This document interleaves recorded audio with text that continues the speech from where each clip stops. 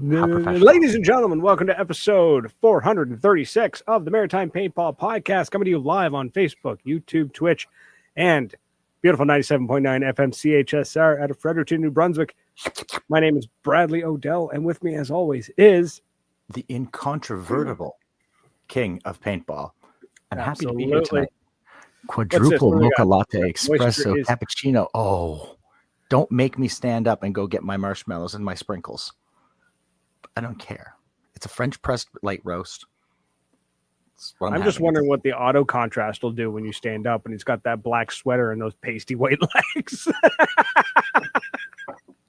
It won't know what to do. Sweet Jesus, I'm blind. Right, I'm gonna start. My lungs don't work. Oh, excuse me. So, yes, I heard that you did a fantastic job of paying the bills. And just a reminder, because they are our newest sponsor, Quench Hydration. Go check them out, quenchhydration.ca or quenchhydration.com for our American friends. Use the code Maritime Paintball Podcast. Save yourself 10%. Sorry, no, save yourself 15%. I'm sorry, 15%. He's trying to cut 5% out. That's all he's trying to do. I have no choice. He's trying to get an extra cut. We're going to get to that Explode Paintball, the new Tippmann TMC. We are going to get to that. He actually said pretty well exactly that, and we'll get to it because I have this. I'll say the same thing because I'm not wrong. So we are going to talk about it. I mean, we can get into it now if you want. I don't think we really have a whole lot. Not a whole lot on the agenda. That because I'm expecting, especially with Keith in the chat, he's absolutely going to have something to contribute to Brad Tell Me a Story. 100%. 100%. Those old fellas over on Mr. Fred, and I say old fellas because I'm pretty well one of yous at heart, are going to tell me some history. 200. I like that, Creep Show. Hey, Creep Show. What's up, buddy? I like that. Quench is a hydration system that you can get 15% off if you use the code Maritime Paintball Podcast. Also, it is spelled Quench, C-W-E-N-C-H. Quench. Wench with a C. So if you head over to, I'm going to put the link in the. My God, they're going to hate. They're just be like, stop promoting our product. Please stop. No. It can't be any worse than rain. No, so the main difference was that when works better when you spell it correctly. I'm pretty sure Tippmann's going to send Turtle a cease and desist if he doesn't stop sending them. I'm fully expecting that. I am fully expecting that. I want the Tippmann guys to send him a cease and desist just so I can be jealous and try to get them on the show to explain why they hate him so much. Before we get into the not TMC and before we get into the first the launch of the new segment that we're adding to the show, let's talk about. Did you see the video about the HS rounds? They're really only in Europe right now. So the HS round is being touted as a cheaper alternative to the first strike round, and they're only available in Europe right now. Mm-hmm. That I can see. Anyways, there might be some American individuals who got their hands on them, but right now, when you try to order them, I seem to only be able to order them out of the EU, and all the reviews are being done in like German. So bear with me here. The video I saw, which was rather interesting. So they had used a, correct me if I'm wrong, but I'm fairly confident that they used an EMF 100 to run the test. I think. So at least they chose a reliable. Or it was a die-dam. I forget. So the main thing they found right away was that the HS rounds are smaller. On average, they're made smaller than the first strike rounds. They're like a 0.67 rather than the first strikes being a 0.68. So they're underboring. Now, when they did the test, you have to go find the video. I can't remember the name of it. I stumbled across it, and it was all in German. But what the main thing I noticed was that when they did the test, very proud of them, they actually like fixed the marker to a shooting table with like clamps. So it wasn't a matter of, oh, well, they have bad aim or they aimed poorly on purpose or whatever. This thing was like secured, right? So when they pulled the trigger, it was the same pop, like it was very, very secure. So kudos to them for doing that. I appreciate that. Good job, boys. Right? Absolutely. Science. Got to keep that science going. Now, what I noticed right away was the first strike runs when they did the test from one of the distances. Again, the whole thing was in German. I just kind of like tried to figure it out as I was going along. But one of the distances in particular, they had shot a grouping, excuse me, and the first strike rounds had a grouping of like 30 centimeters, like a foot, like I had a 1 foot grouping, which for a paintball round, right? It's first strike round is pretty good. That's the size of somebody's head. Cool, right? So it was like 25 centimeters by 30 centimeters or something. It was basically, it might as well have been just like 1 foot all the way around. When they did the HS rounds, it was like a meter around. Like it was a significant poor difference. Their translation, nice, great, love that. It was paintball.de, like the German paintball site or something. Yeah, .de tends to be German. .de, yeah. And the cost of them, like, hold on, let's go look that up. HS. Was it a ridiculous price? You know what? I can't remember because again, of course, when you type in HS paintball, you get hard style, which, you know.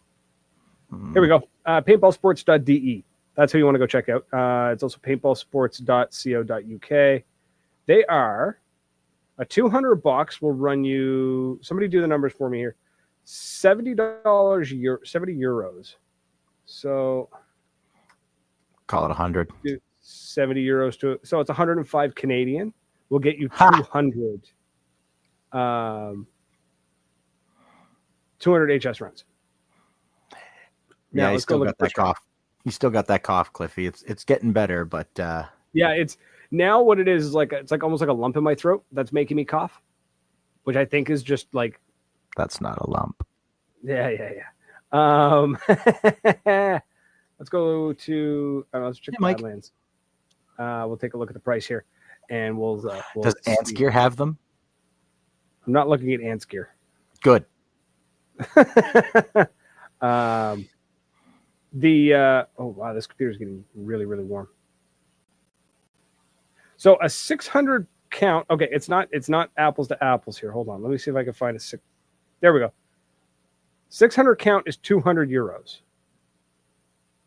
For the HS rounds. Okay, and how much? 200. You're paying $300 Canadian for 200 rounds, or you pay $400 Canadian for 600 rounds.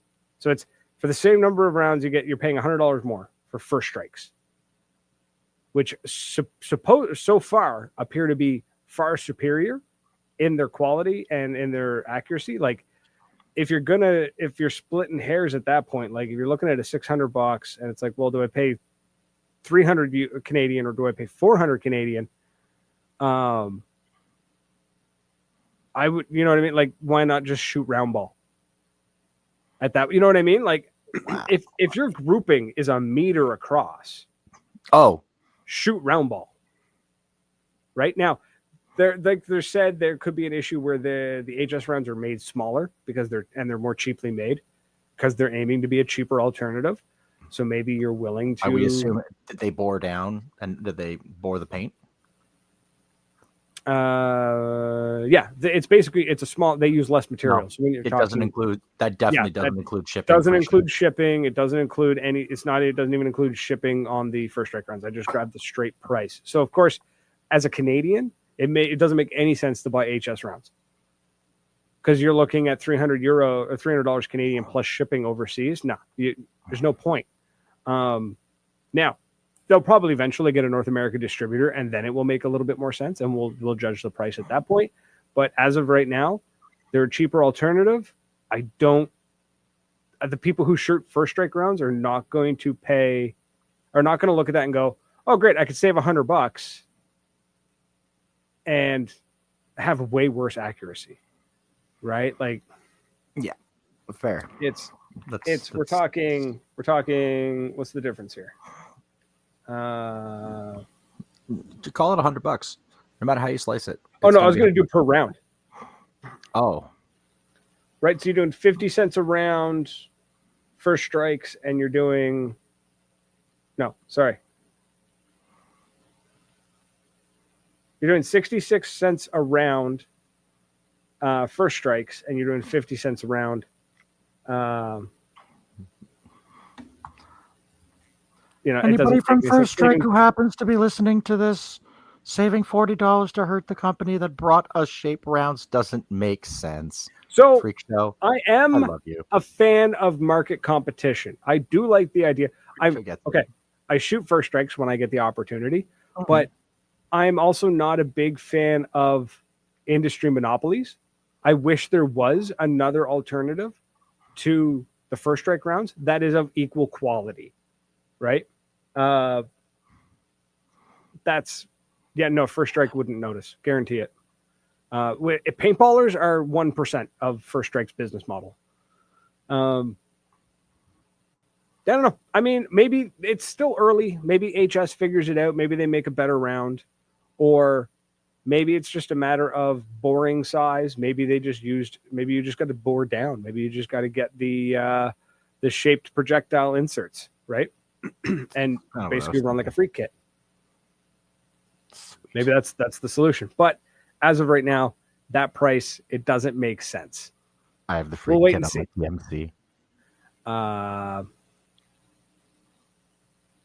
What's this? No Coke, Pepsi, cheeseburger. I don't know. I don't get that. Sorry, Keith. That joke went over my head.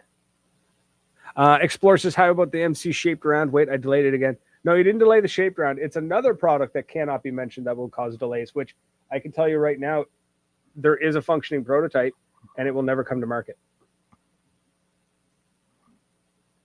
It never will come to market. And if you know what I know, if you know what I'm talking about, you know what I mean. But it will never come to market. I'm sorry. Sorry, not sorry. But speaking of things that are going to come to market. Yes. Speaking of things that are going to come to market, the Umarex magfed gun. It's got a funny name. Magfed system. System. Yes, it's the system. That thing is schmexy. That is a very pretty airsoft looking marker. They would love it. We could just bring those airsoft kids over to with that thing.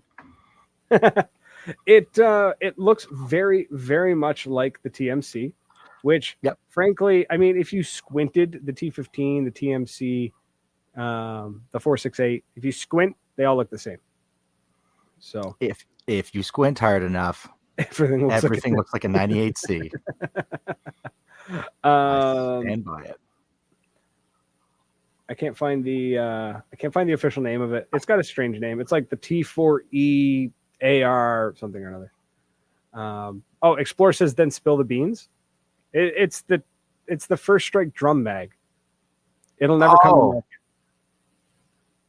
It will never come to market. It's too finicky. Nobody wants to deal with an army of paintballers going, I don't know why my stuff doesn't work.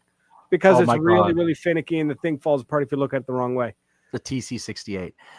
Thank you. There you go. Derek, you get it. Thank you, Derek. Joker gets it because that pressure release valve, obviously, there we go. That's beautiful. Okay.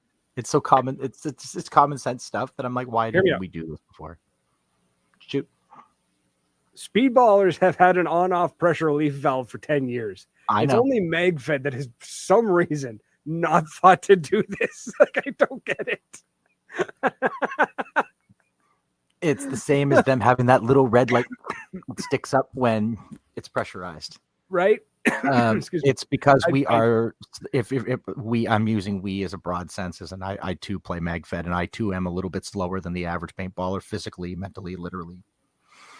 So yeah, that's why we're amazed. That's like Apple folks being impressed that they can do stuff the Android's been doing for 10 years. Hey, we got you in. When silence Apple. I used to sell cell phones, and I remember, when was this? 2009? 2010. Well, Motorola put a fingerprint scanner in their phone. and it flopped so hard. Nobody wanted it because everyone's like, "Why do I need a fingerprint scanner? What's the point of that?" Then Apple does it, and everyone's like, "Oh my god!" I own an iPhone, by the way, and I used to work for an Apple affiliate. I was gonna say you sold cell phones. You worked for Apple like a couple of years ago. Yeah, I worked for them for 6 months. I fired the entire store, and then they let me go. The Lord and Savior, the Lord Ant's Savior. Yeah, because that's the best way Ant's gear got saved. Does the EMF 100 have a relief valve? Does it have an on-off? I don't think it does. I have to go look now. There's got to be an EMF monkey in here somewhere. EMF fans, do me a solid. Tell me how good your gun is. It's very good. They're very nice. Don't get me wrong. They are. I like the 200. If I was going to get one, I'd get the two. Well, shit, that T40 is nice. It'd be nice if the website would just let me look at the bloody gun. There we go. I don't have one either, Joker. It does. I think it does. I think it's got the little slide forward, slide back. So it took Planet Eclipse to do it. Actually, I think the Die Dam has one as well. Which is like Motorola having one 10 years ago.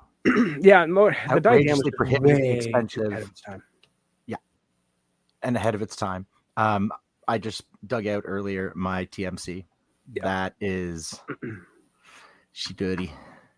So with this new Umarex, they're showing off all the features, which, to be frank, are not groundbreaking. It's just nice to see Umarex making a functioning, not gimmicky marker. You know what I mean? It's kind of nice for that. Let's see. We had the Walther PPK. Garbage. Chintzy. Broke. We had the Roscoe, which the 68 and the 50 caliber, both of which trash. The shotgun, which is super cool. Super cool. Super neat. Super gimmicky, but super cool. The pump one. The break apart, gimmicky. I own one. I remember. The shotgun, like the pump action one, I thought was awesome. But if you lose there's a part, if you lose, I don't know if it's what you load it with or you rack it with. If you lose that part, you're boned. Yeah, the Walther PPK. Yeah, I used it at Honey Badger, and in a fight, I dropped it and cracked the mag and jammed it into the gun. And those mags are like $30-$40 a pop. Wow, yeah. All right. So it's nice to see Umarex making something somewhat functional and realistic. Now, mag compatibility. Yeah, so that's the one thing they did not talk about is what if the mag is based on an existing platform. What I'd love to know, it looks like a TMC mag, but we don't know. They didn't talk about it. I can see Umarex making their own mag because Umarex sells majority to law enforcement and military for training. So of course they're going to create a consumable, right? Where's Hell Survivors? New York, Pennsylvania, Colorado. I forget. I mean, find a way to get me over your border without having any trouble. Michigan. It's not so bad. And Pinckney. Who the hell named this town? Pinckney. No, it's Pinckney. Pinckney. Pinckney. I don't know. Bonds. Anyways, it's in Michigan. Michigan. They have good hot dogs in Michigan. Really? The Michigan hot dog. I've never heard of spaghetti sauce, meat sauce. No, never. Oh my god, sounds decent though. Sounds like a less beany chili dog. It is a less beany chili dog. Okay. But cool. It's more of a tomato. It's like a tomato base, like a spaghetti sauce. That's okay. Like I can get behind that. I used to get them in food trucks in Montreal all the time. It was great. That's dope. So the features on the Umarex gun were out of the gate. It clearly is built with CO2 in mind, and my guess, the reason for that is law enforcement and potentially riot control, because you can quickly swap out a large CO2 or disposable CO2 than holding around an HPA tank. They offer an adapter for the HPI. Yeah, I think he said it came in the box. Uh-uh. I think I have to go back. It is separate. No, it's separate. Yeah, that's not. Hello, my baby. Hello, my honey. Hello, my ragtime pal. But yeah, there was like a little adapter you screw on, and then it screws into the little spot. You know what though? I guarantee you, somebody somewhere is going to see that and go, "I can make that for pennies on the dollar," and they're just going to make it and ship it out. Like there's probably going to. I wouldn't recommend putting high pressured air through a 3D printed part, but I guarantee you somebody's going to try. You watch, it's going to happen. Don't do it. Just saying, but it's going to happen. Also, speaking things that might explode if you try it out and we don't advise it. I sent TJ has the Novas, and he's given them a little cleanup and a little safety. I hope that he records the videos like I asked of him admonishing both of us. And if it can include instructions on how to not be an idiot going forward, that'd be fantastic. I would absolutely use that. Be super awesome. Also, love that they're fixing the duckbill problem. Yes. Now, I've heard that the idea was they're going to mill it so it fits as many barrels as possible, which is a little worrisome because the Phantoms use the same barrel across the board. So if they're going bigger for some reason, they're still going to end up with that issue. So it's hard to say. It's a unique piece made for a very specific purpose. And I mean it's going to be a little tricky. It's a little tricky, Ricky, but he's going to fix it. I mean, they said they're going to send out your V2s. It'd be nice to see them run just the stock, like mill it to fit the stock barrel, because the 90% of Phantom users are running just the stock barrel. So yeah, you're right. But again, we'll see. You can get your V2s and you can talk to TJ, and you know what? A whack of them are probably going to keep those first runs and just try to find that that barrel just for shits.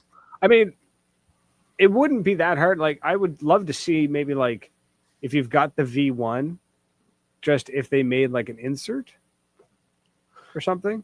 Ooh. You know what I mean? I don't know how it would work. I don't know how you would make it. I think you'd have to have the V1s shipped back because it'd have to be milled so that the insert could be inserted and permanently affixed. You know what I mean? Like, you can't just if you put the insert, it's going to fall out. So unless there's a way to fix it. So, but yeah, we'll see. So the Umarex thing, yeah, it's basically the TMC, but it shoots first strikes. CO2 runs HPA, hopper ability, Cocker threaded, which I thought was interesting. Usually magfed stuff runs proprietary or A5 thread. So nice to see Cocker thread. That opens you up to a ton of barrel options, like a ton of barrel options, a lot more than the A5 thread does. And so that'll be nice. Mags, we need to see if the mags are compatible. If it runs the TMC mag or the T15 mag, you're laughing. If it's a special Umarex mag, I don't see it working out in the paintball world, but I see them selling a lot of those suckers to law enforcement, military around the world, which frankly, let's be honest, that's what they're trying to sell to. I mean, America. Not that it's not just that. It's actually Korea, Taiwan, Thailand, Iran, Iraq. Tibet. No, not so much Tibet. I don't think they have a standing military. Not what I mean. Who'd we miss? But yeah, there's a lot of countries there that run the magfed stuff for training purposes. A lot of them, and they tend to buy from these manufacturers because it's most 90% of it's made in Thailand or Taiwan. All the factories are in Taiwan. So, fun fact: a majority of the stuff that you see, I learned this the other day. A majority of the stuff that you see coming to market is not typically the company going like, "Hey, I would like to make this because this is what my consumers would like to use. Can we make this?" It's usually the factories going to the companies and going, "Hey, we designed this to fit a problem that you might have. Would you like to license it?" Which I thought was kind of interesting. Funny how that industry works. Let's see. Derek Jokers, I mean, to be fair, mags aren't all that cross-compatible now. You just have third-party adapters. Yeah. It's true, but as we saw with the EMF, go with an existing mag system and you're laughing, right? Because then you get early adoption. We saw that with the EMF 100. People were like, oh, sweet, Didam mags work. Great. Let's go buy a bunch of Didam mags for cheap. Yeah. Slam them in. Love it. And then the EMF, Planet Eclipse comes out with their mag, and it's like, oh, this is way better. I'm going to buy these. So it gets you early adoption right away. So we'll see how that goes. The Andrew Gagnon says, loves the show. Thanks. I know so how that about guy. that event on the beach in Thailand? I don't know what he's talking about. What? I don't know. It does look like a TMC mag. I'm hoping it's a TMC mag. I hope it's an updated TMC mag that's backwards compatible. How dope would that be that you can buy like a better TMC mag from Umarex and swap it into your TMC?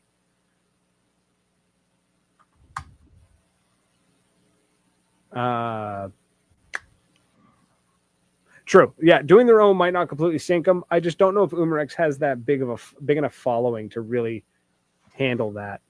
But we'll see. We're gonna see. We're gonna wait and see how it all goes down. Cool. We're at the halfway mark. Let's do. Also, folks, the phone lines are open. So if you have any questions or opinions, feel free to call in 506-453-4979. If I said anything to offend you, please feel free to call in so I can hang up on you. And so or not, we'll see. Bradley, yes, tell me a story. So, yes, we're going to start doing a new segment. I think we might even, if we can do this, I wonder if we can work this into a weekly segment. Terrible mags. Terrible. Zetas are garbage. I'm so glad they're gone. God, I hate Zeta mags. Yeah, they're gone. I think they're gone. I don't know if we're going to work it into something weekly, but it'll be definitely something on these afternoons and evenings. Definitely monthly.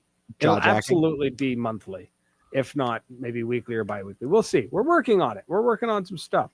I've discovered that how to make my brain work properly so I can at least hopefully get some work done going forward. Experimenting. It's been fun. Anyways, Tom over here shot me a message, last week? And you were like, hey, man, on the next show, can you tell me about the Automag? I see so many like old posts about them, and they look so basic and so simple. And I bet they're an absolute nightmare to keep running because don't tell me that. You got to lie to me because they look so pretty. Everybody who has one tells me that they're amazing. So please tell me. All right. So this is, if I get any details wrong, I'm sorry. I'm not a historian. We will accept you to call in and correct him, though. Yes, absolutely. Feel free to call in and correct me, especially if you owned one or anything like that. So the Automag. So there's a little bit of discrepancy about the timing. As far as I can understand for Reach, is that the Automag was actually invented in 1985, but it wasn't released to the public until 1990. So the original prototype was designed in 85, and then it got released to the public in the 90s. What it was, it was one of the first generation semi-auto paintball markers. So not the first, one of the first. They all kind of showed up around the same time, within a year or two of each other.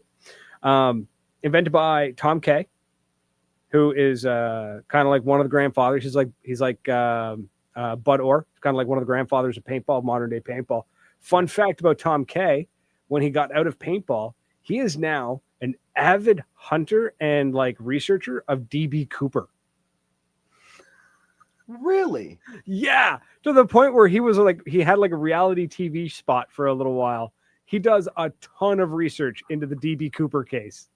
Don't you know that I am fascinated by true crime and he, from what I understand, I think Tom Kay at one point was financing having like fragments of fabric and money tested to see if it was the money from DB Cooper. Yeah, it's cool, super cool.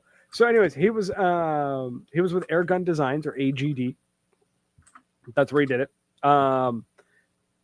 Long story short, it bounced around a couple of companies, or one company in particular was Direct Connect, and then it got AGD was like, we're going to take that back. Oh shit! He's got like a 2-hour discussing DB Cooper. Oh my God. Right? Like some guys retire and go golfing. Some guys retire and like take up woodworking. This man retired and was like, I'm gonna find a guy who stole $100,000 and jumped out of a plane. Oh my God. So cool, right? I'm so, oh yeah, this is all getting bookmarked. Sorry, I just went on another tangent, but dude, I'm always been blown away by like the story of DB Cooper, and if there's a paintballer that's telling this story, I can't wait to find it. Yeah. Oh yeah. Okay. Keep going. So the reason why it was like invented in 85 but not released till the 90s is because they were working on a lot of features that were new to the paintball world. One was that they kept working with the blowback system, and they just could not, which is what you'd find in a traditional paintball gun, and they just could not get it to work the way they wanted. So they said, screw it. And they built the blow forward system from the ground up, which is when you air it up, the bolt gets aired up. And when you pull the trigger, it releases the bolt. And then a spring forces it back. So it blows the bolt forward and the spring comes back. The nice thing about that was, and it was interesting, was that as soon as you aired it up, it was ready to go. You didn't have to, there was no cocking handle. There was no part of it was open to debris or dirt. Air it up, boom, and it would fire right away. Okay. Right? So that was kind of innovative. They were also one of the first markers to have a tool-free disassembly, so you could field strip it, which was really cool. The quick release twist lock barrel. So back in the day, the barrels had like a million threads on them because that was just the way they did it. This was like a click, click, and it came out. So it was a quick release. That's sweet. Yeah. Then they had this thing that they called the power feed. Sounds super awesome, right? Like it's like, you're just like, man, that must be awesome. They put the hopper neck on a 45-degree angle. The whole point of that was because if the hopper feed was straight up, like majority of them were, or if it was fed by a tube that fell straight down, sometimes you'd pull the trigger and a ball would actually get blown up into the hopper because the air would kind of get, instead of pushing the ball out, it would shoot the ball under and up. Because it's a closed bolt. Yeah, it would. So then by putting it on a 45-degree angle, the ball didn't really get a chance to go up into the hopper. It kind of got stuck at a 45, fell back down, and got shot out. Okay. So that was cool. So that's a really good idea. The original prototype was called the Panther because, of course, it was. It was the 80s. In the 90s, they released it as the Automag. Also, it was one of the first semi-auto paintball guns to win a tournament. It won the international Masters in 1990. Became incredibly popular, very fast. Like boom, everyone wanted it. Then from there, it went through multiple editions, so it had a ton of stuff added to it. So you got like they went to the next iteration was called the Mini Mag, and then they had the side arm, or the SYDARM, the side arm. I've heard of the Mini Mag. So the Mini Mag was the one that a lot of paintballers used. The sidearm was really more advertised and sold to law enforcement. It was a riot control thing. Designed for police training is what they said. Also, it was one of the first paintball guns to have a built-in regulator. So it regulated its own pressure. Cool. Because before, everyone was using pumps. So you didn't need a regulator. The pump was literally your regular, same amount of air every time, or close to it, right? Yeah. This being semi-auto needed to be regulated. So they kept adding more things. They kept renewing them, making them better, right? So they did the reactive trigger series, which was basically a new regulator preventing shoot down. So shoot down was when you shot too fast, it didn't, and not enough air was getting in. Yeah.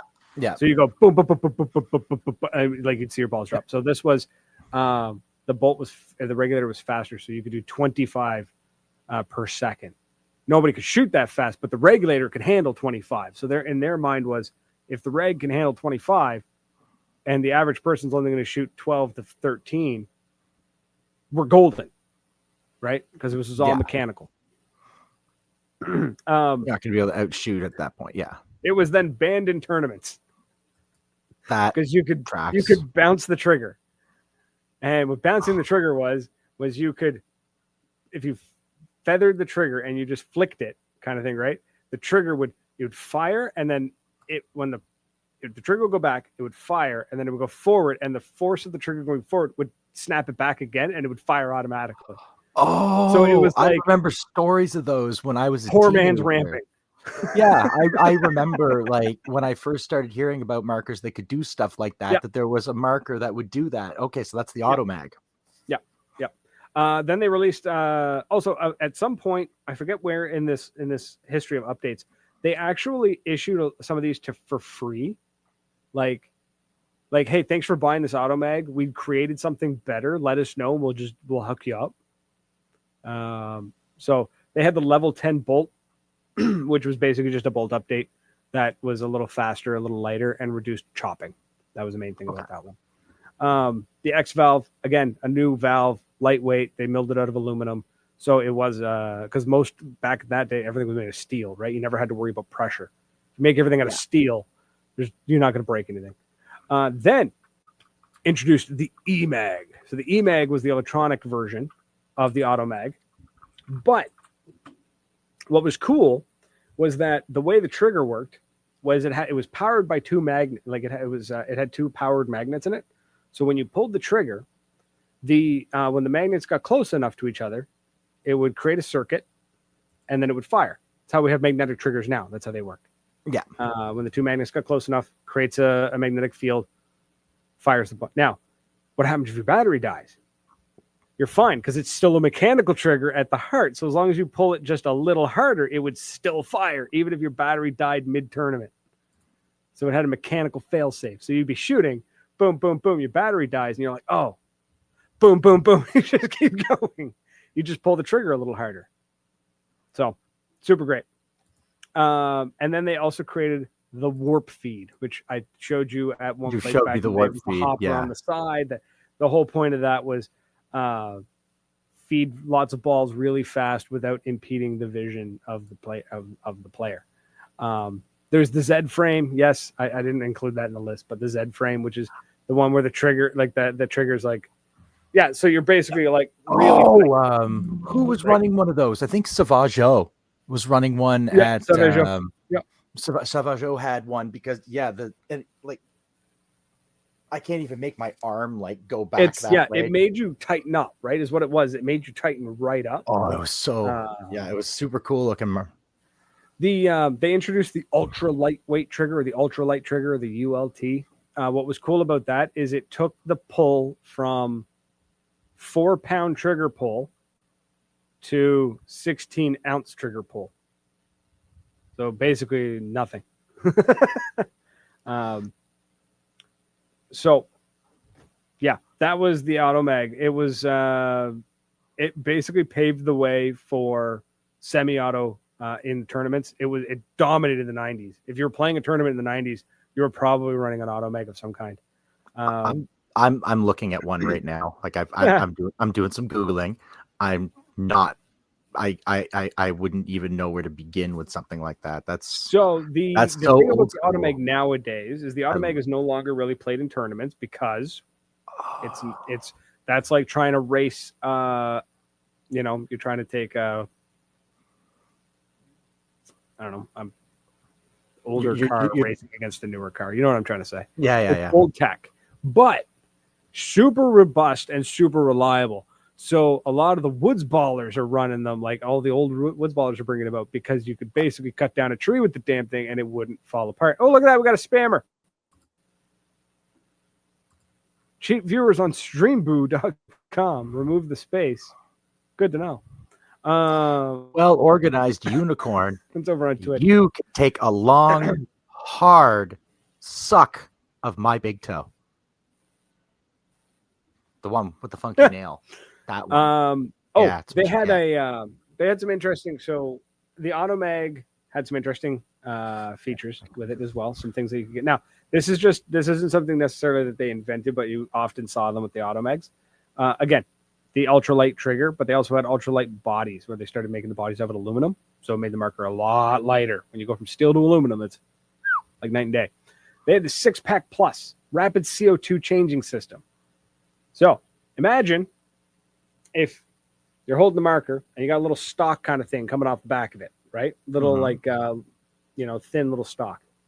But in this stock is a tray that holds six 12-gram CO2s. So you're shooting, right? Boom, boom, boom, boom.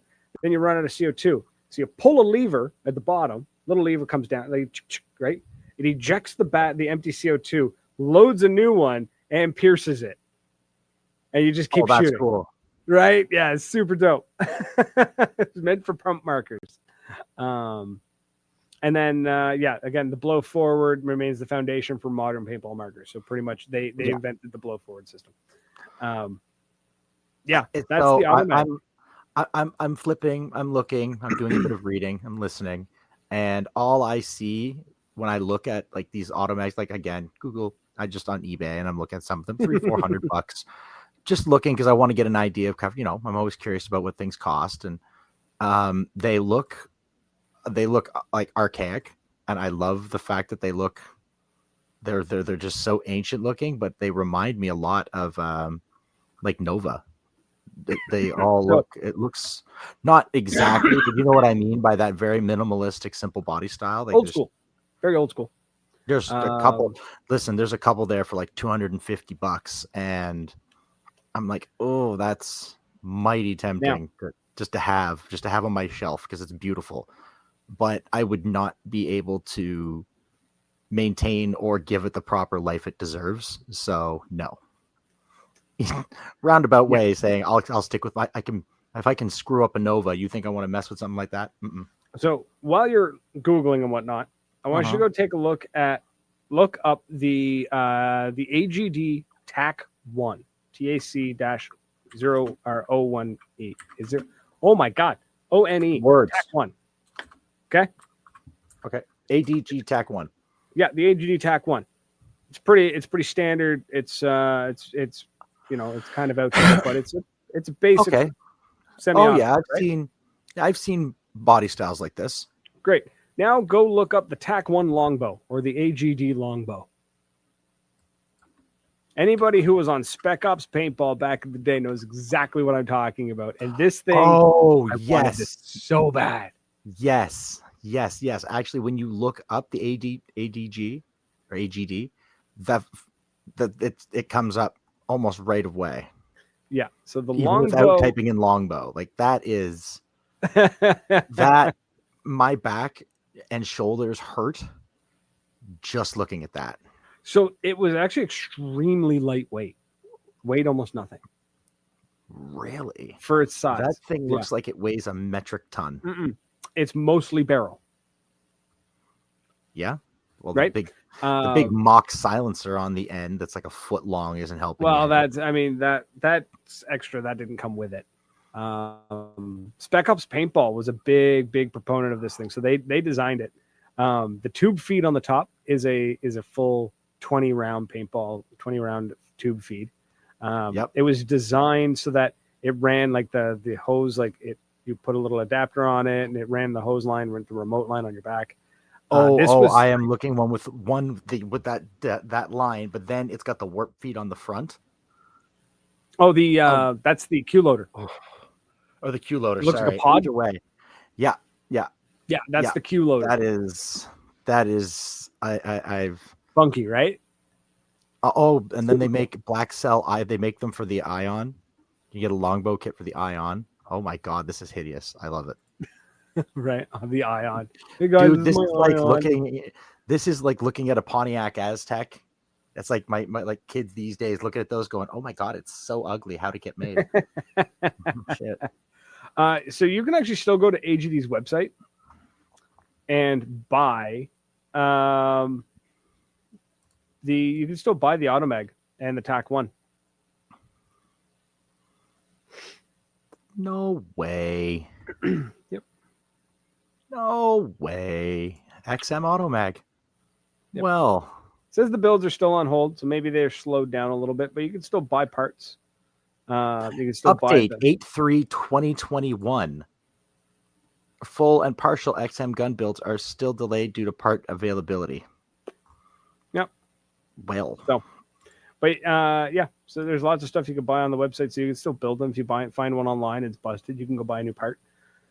So yeah, that's the AGD, or not the AGD. That's the Automag from AGD. It's kind of like it's great granddaddy of semi-auto paintball. That is. There's some beautiful looking markers. Like those things are really, really cool. That was the 90s and the early 2000s was the days of like no two markers were the same, because you bought the body and then it was like you went to CP parts or CP paintball, which is custom paintball parts, and you decked it out with whatever you wanted, right? Like they were building parts for everything, and you made it your own.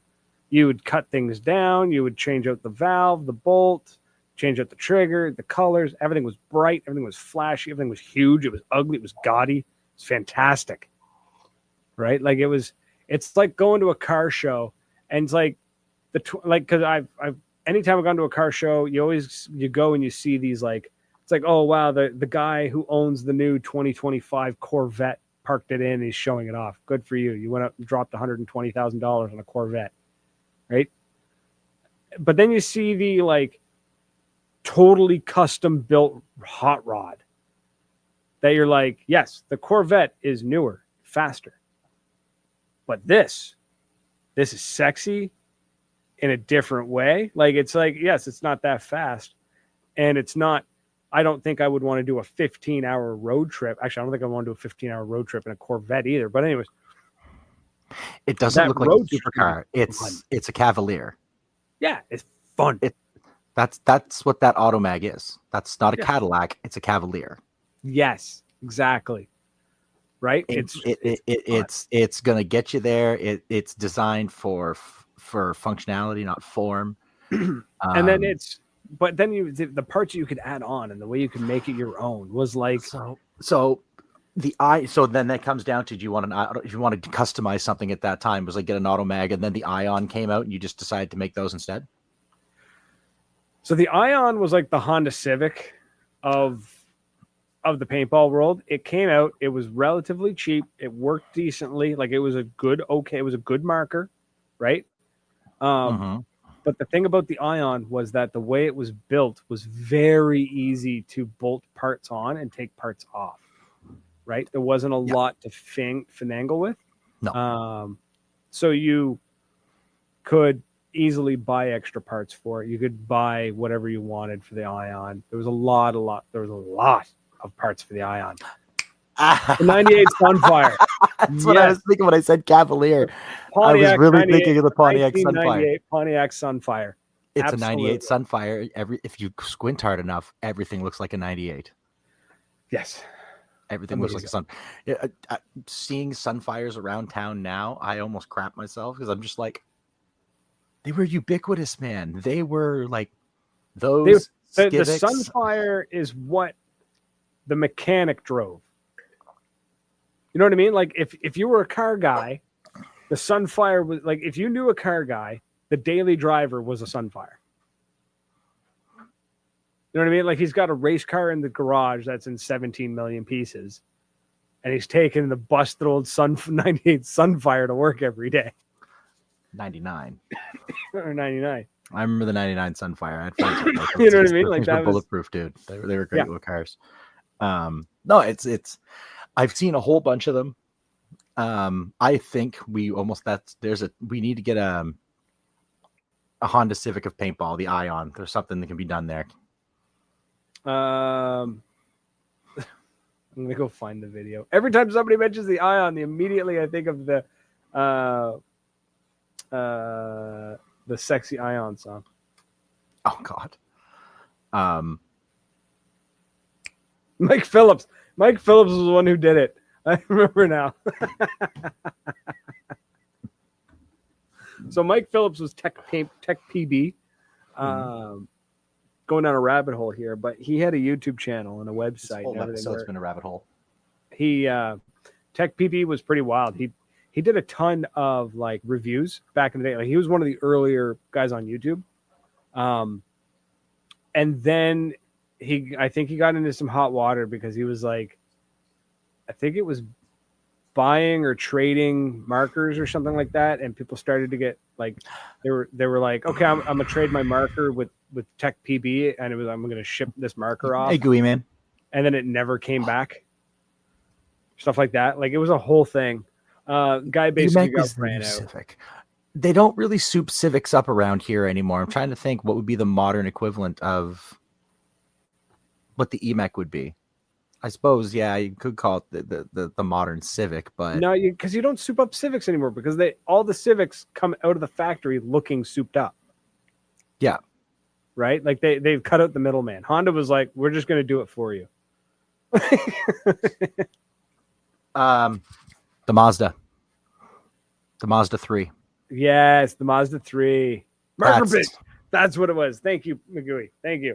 Yes, it was because the Mazda 3, and it was like you could bid on markers or you get bits. Yeah, so it was markers, and you bid on them, and it was super shady, and people were like spending a ton of money, and then the markers never showed up. He basically got ran out of paintball. Like it was bad, and then he came back. He tried to do. He tried to do it again. No. He thought paintballs were so dumb we'd fall for it twice. I'm surprised they didn't. He then came back and did like another video out of nowhere. Yeah, he came back like a year ago. Did a video 2 years ago. Did a video 3 years ago. He did a video. It was strange. It was a 19-second video 2 years ago for the McLaren Shermanator or TechPb mic. I don't know.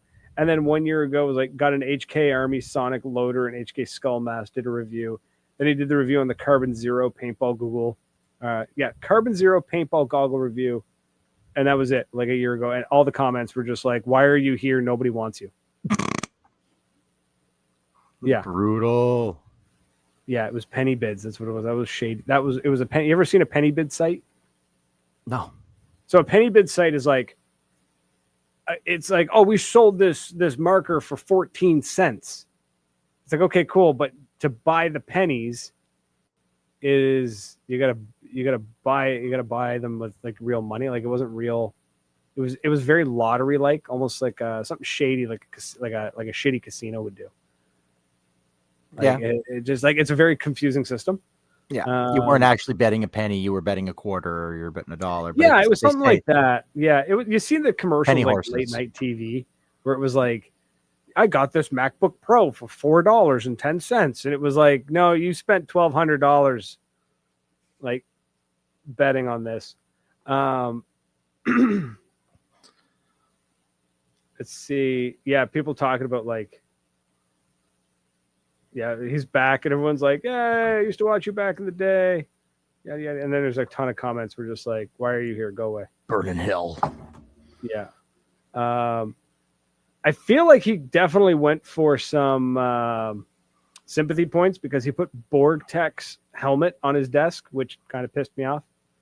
Borgtech was a guy based out of Croatia who. Sorry, this really is all just rabbit holes.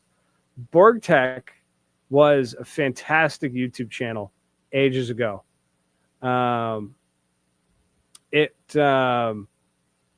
He created a lot of DIY stuff because being in Croatia, it cost an absolute fortune for him to import anything. Mm-hmm. Right, where we'd be like, "I'm going to go buy a new set of goggles for $200." It would end up being like $500 for him because of import taxes and everything like that. It was wild. So he DIY'd a ton of stuff. Like he DIY'd like weird pod modifications. He did like at one point he did like a really, really cool bipod for his A5. He DIY'd this helmet. What he was known for was he had a World War II helmet that he DIY'd that he put bullets down the middle like a mohawk. Oh, cool. And his symbol was the Quake symbol. Oh, nice. Right? Yeah. People like crowdfunded in the early days before there was crowdfunding sites, like before you had GoFundMe and all this stuff. They pulled together money to fly him from Croatia to the US to play a game. Like he was huge. He was awesome. And then unfortunately he ended up taking his life many years ago. It's a bummer. Yeah. I guess people who were close to him were kind of like, what you saw on YouTube was not him. Yeah. Like, you know what I mean? You know, but he was really missed. Like that was a hard day. I remember when that happened. And Thanks for bringing down the show at the end. Like, well, no, really, go check out his YouTube channel. It's still up. His YouTube channel is still up. It's killer. We'll throw a link in the throw that up there. And... yeah, he did some cool stuff. Oh, he built his own Q loader system. Like, he modified his A5 to use a whole pod. Oh, that's cool. Right? Like, he did some really cool stuff. He was awesome. He was super cool, dude. You know, and like he did, like, we're talking like he was doing Quake Cam videos. He was doing POV shots 15 years ago. Yeah. His oldest video, I'm going to go back. I'm going to go find his oldest video. His oldest video on YouTube. Oh, wow. I might have to go back really far here. My cat is so happy now. 17 years ago. Oh, wow. Was his first YouTube video that he posted. He did a Quake Cam paintball at the house.